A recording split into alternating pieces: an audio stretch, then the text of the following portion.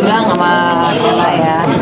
Kita udah sering main bareng sebagai sesama pengusaha skincare ya. Bunda sendiri aja ke sini malam ini? Pengennya sih sama suami, cuman suami kan sibuk ya. Sekarang kan hari kerja ya. Bunda sempat ngisi acara juga, mungkin nyanyi juga, nyumbang lagu tadi Bunda? Enggak. Aku datang sebagai temen yang diundang. Dan kita kalau ketemu kan nggak pernah ada kamera nih ya. Gitu. Bun fokus bisnis woman juga Bun, bagaimana Bun mungkin bagi waktunya?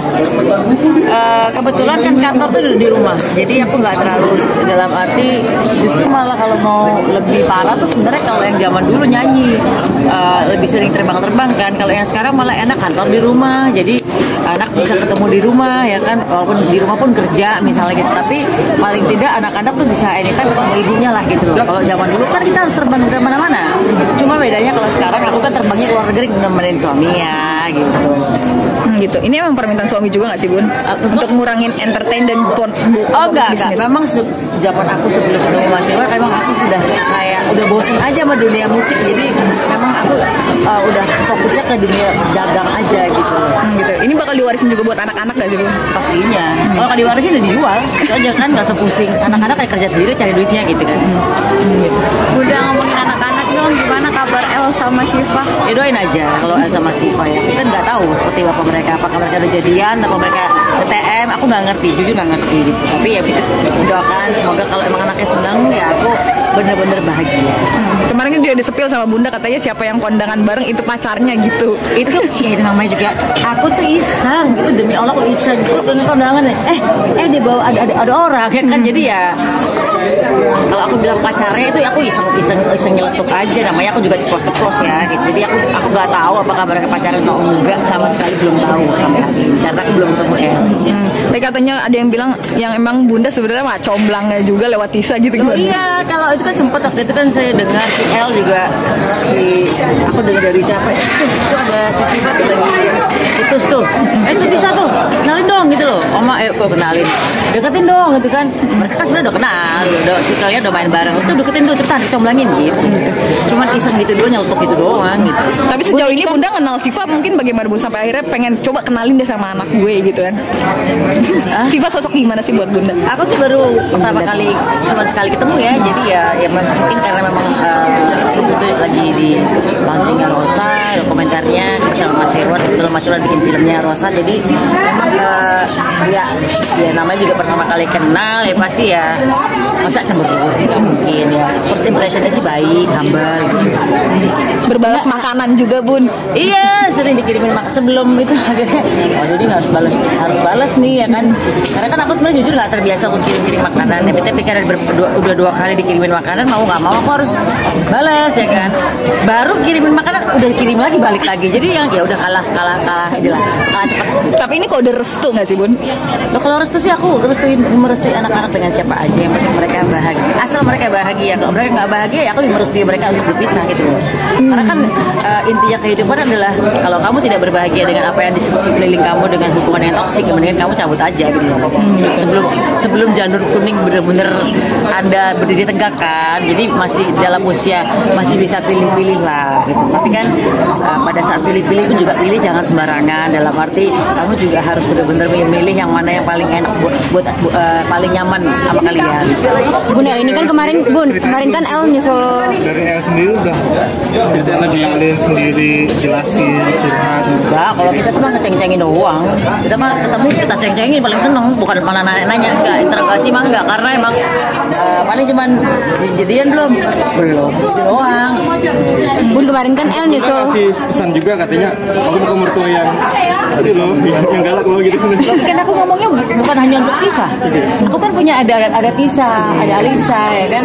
Jadi dan aku bilang bahwa misalnya anakku dengan siapapun itu aku ngomong tenang aja. Pokoknya Maya Estianti adalah mertua yang sangat enak. Tapi emang tipikal Bunda begitu ke nanti calon-calonnya lebih ketegas apa gimana sih? Tegas atau memang enggak? Aku memberikan sebuah kebebasan untuk mereka karena mereka kan sudah bukan anak kecil ya. Mereka sudah 25 tahun ke atas gitu kan. Kecuali dulu doang ya.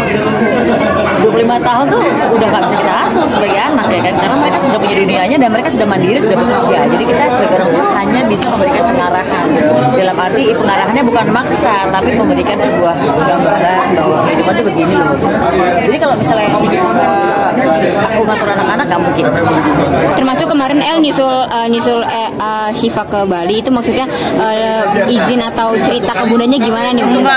Lebih gimana sih bunda? Ya cuma mau ke Bali, bilang gitu aja udah. Aku kan nggak kepo dan nggak mau tahu detail. Kamu ngapain aja nak, kan nggak mungkin. Aku bukan ibu yang mau tahu detail. Gak usah anak suami aja aku nggak mau tahu kan gitu. Berarti nggak mau tahu detail gitu loh. Bukan aku nggak maksudnya aku benar-benar aku menghargai privacy. Apakah itu suami, apakah itu anak aku, karena aku juga mau dihargai privasiku. Jadi aku benar-benar aku memperlakukan mereka karena seperti mereka memperlakukan. Tentang pengen cepat-cepat punya cucu bun. Pasti dong. Kalau harapan yang belum ada dari seorang Maya Estianty apa ya, cucu. Makanya kita tadi kayaknya mulai pusing dengan orang manggil bunda. Kayak sekarang udah banyak bunda. Udah ganti aja namanya gue Oda ya, Oma Bunda ya.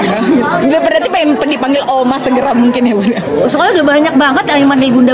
Gue bingung sekarang. Kalau zaman dulu kan paling gue cuma Bunda Yvette, Bunda Dorce apa Bunda gue gitu. Sekarang udah banyak bunda, jadi gue pengen ganti. Jadi Oda aja deh, Oma Bunda. Mungkin dari Al dulu mungkin. Di mata bunda tuh siapa gitu? Enggak, terserah mereka. Bun kayak cucu bun menargetkan anak-anak seberapa? Atau mungkin ada yang duluan nggak sih bun? Ini bun ngelihat siapa paling siap. Kita barengan bertiga. Bapaknya suruh bayarin. Gak apa-apa.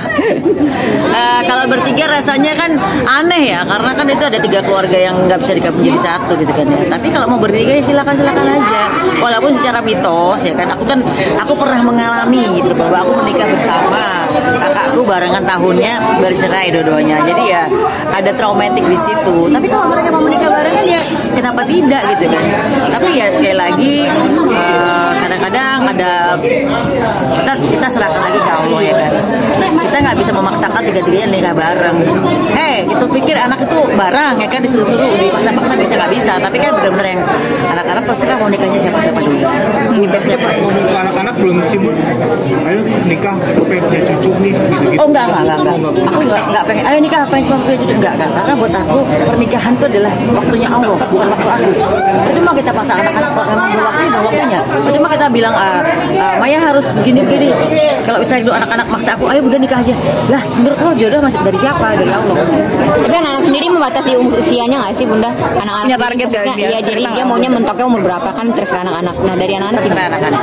Aku nggak batasin karena sekali lagi jodoh itu urusannya Allah, bukan urusan manusia. Bun ngeliat kesiapan mungkin dari tiga-tiga ini kan udah pada punya pasangan. Ada yang pacarannya lama, ada yang bunda juga suka banget pasangannya gitu. Bunda mau lihat mungkin siapa duluan nih? Kalau siapa dulu aku nggak ngerti ya. Kalau secara umur mestinya Al Ghazali duluan ya. Tapi kita nggak tahu kalau ternyata besok El Rumi gue siap nikah besok ya silakan.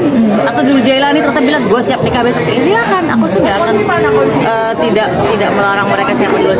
Toh mereka anak laki-laki yang dilangkah-langkahin juga mereka nggak terlalu ambil pusing.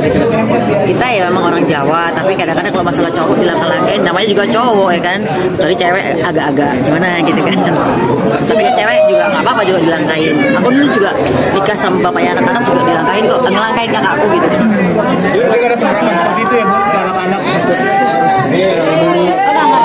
Karena sekali lagi aku percaya bahwa pernikahan itu jodoh itu waktunya Allah. Mungkin anak-anak sudah menemukan jodohnya masing-masing, agak ada langkah nggak bun? Tinggal satu langkah lagi nih gitu. Karena berpasangan semua nih bun. Tinggal pernikahan acaranya nih secara anak-anak nih. Ya paling siap-siapin tabungan buat mereka nikah lah, buat acara-acara. Kalau untuk karir anak-anak nggak tahu seperti apa sih bun?